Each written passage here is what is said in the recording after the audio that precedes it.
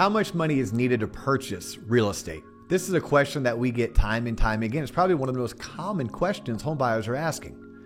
So let's go ahead and dive into this real quick to help get you off on the right foot. The answer could be zero. That's true. You could potentially buy your first home with as little as zero down. Now, if you're going to purchase a home with no money down, more than likely you're going to be looking at certain loan programs that don't require a down payment. One of those loan programs is a VA home loan, but VA home loans are only for those that are active duty military or qualified veterans of the military. There are loan programs through the United States Department of Agriculture. If you're buying in a rural area and you meet certain requirements, a USDA loan does not require any down payment. Or you may be able to work with various lenders throughout the United States who may have their own 100% financing option. In certain cases, you may qualify for down payment assistance, whether it's offered through your city, your county, or your state.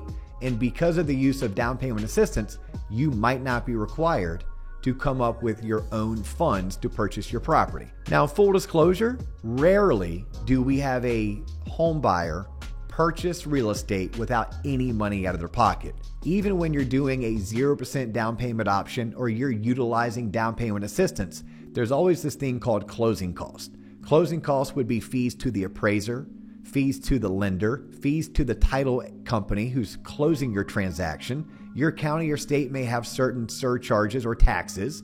There's going to be a survey company. You're going to have homeowners insurance. You're going to have real estate taxes, all things that are paid upfront in conjunction with your home purchase. Maybe not plausible, but it is possible that you could qualify for a 0% down option and negotiate with the seller to pay all your closing costs. More than likely, let me tell you what we see more of. More than likely, we find home buyers just like you putting 3 to 3.5% down and paying their own closing costs. When you do that, not only do you need your 3 to 3.5% of the purchase price for down payment, but you'll also need to cover those costs that I mentioned before, the lender fees, the title fees, the government fees, the various taxes and insurances. And ultimately, they could run you on average another 3% of the purchase price. So if you're buying a home for, let's say, $300,000, you may have $9,000 for your down payment, another $9,000 for your closing cost, making your total cash out of pocket a grand total of $18,000. Now, $18,000 is a lot of money, but the good news is it's not $60,000. And unfortunately, so many first-time home buyers that I talk to, or even home buyers where it's not their first time, they have this misconception that 20% down is required. No, that's not the case. The purpose of today's video is to describe and to share the various instances where you can purchase real estate with as little as 3 to 3.5% down and another 3% needed to cover your closing costs.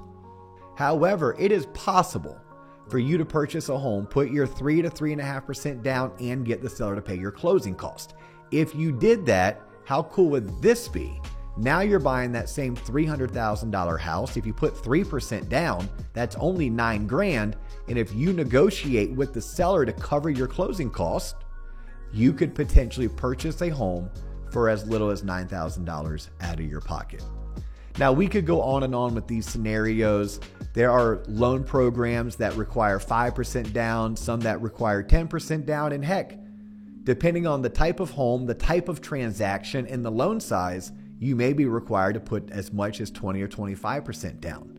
But if you're just getting started and you're trying to find some basic guidance, please know that when you're purchasing a home, it is possible, although not plausible, it is possible that you would qualify for a 0% down option and you'd be able to get the seller to pay your closing costs. In most cases, you're going to be required to come up with some form of money out of your pocket. It may be 0 down, but you have to pay your own closing costs, which means you're going to bring, in this scenario, roughly $9,000 to the closing table. Or you may come up with the $9,000 needed for your down payment and negotiate with the seller to pay all your closing costs. This right now is more than enough to get you started.